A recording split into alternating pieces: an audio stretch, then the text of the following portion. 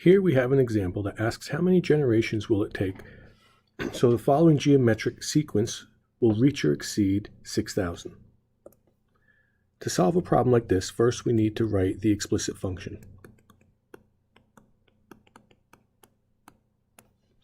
We already know what P0 is, but we need to solve for R,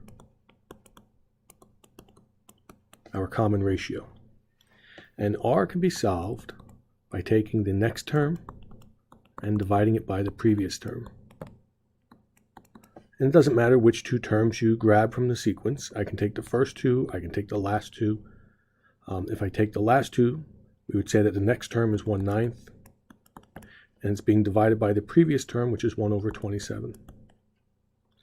And we know that when we divide by a fraction, it is the same as multiplying by the reciprocal. So we can say that R is 27/9, or that R is 3. And you can check this if you want. You can take a different pair of numbers and see that you'll get the same thing.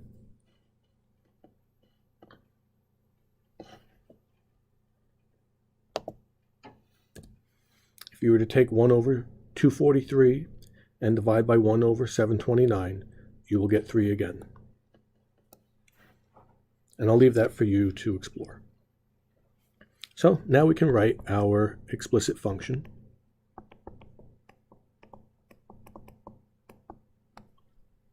And the question is asking, how many generations will it take so that we reach or exceed 6,000? So we're going to replace Pn with 6,000.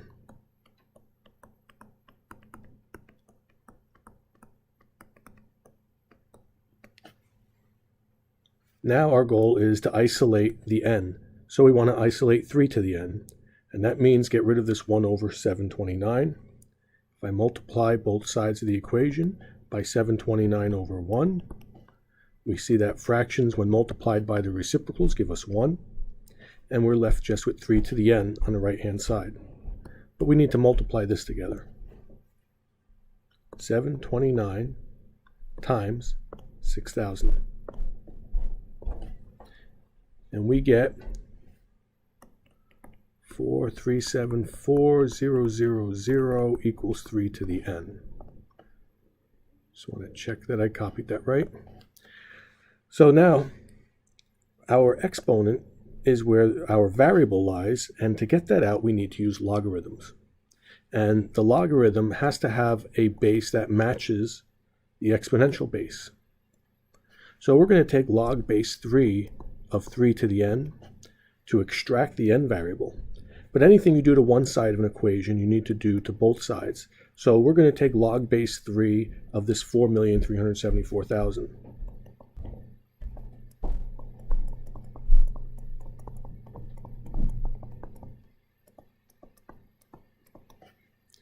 Now, the right-hand side we know is going to cancel and leave us with just n. But we still have to evaluate the other side of the equation. And to do this, we use something called the change of base formula.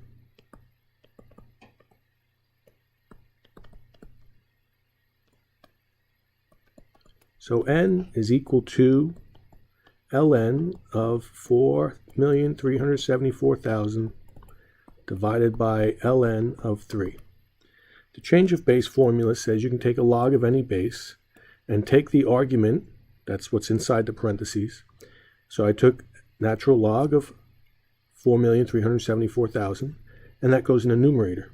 And then you take the log of the same base, ln has to match top and bottom, and we put the base of the log, and we get ln of 3. So we want to evaluate this now. We go to our calculator. ln 4,374,000, close the parentheses, divided by ln of 3. And when we hit enter, we get that n is equal to 13.91864.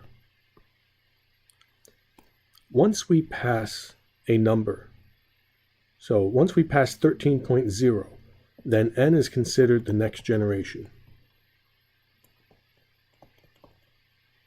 That means it would take 14 generations to meet or exceed 6,000.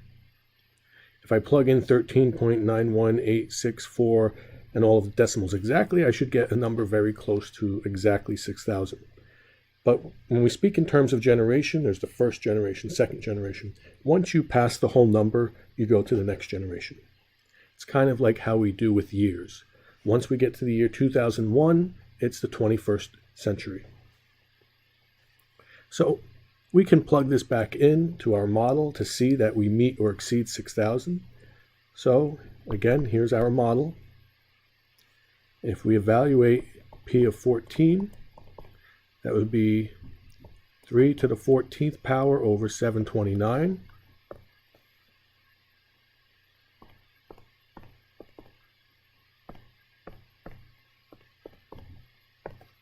We see we get 6561.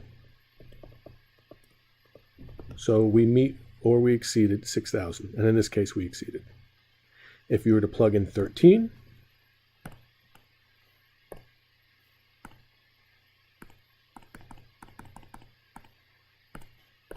so I changed a 14 exponent to a 13, you see we have 2,183. So once we multiply by 3 again, we get that 14th generation, we get that 6,561. And someplace in between the 13th and 14th generation, it'll be exactly 6,000. So there's your example using logarithms with geometric sequences. I hope this helps.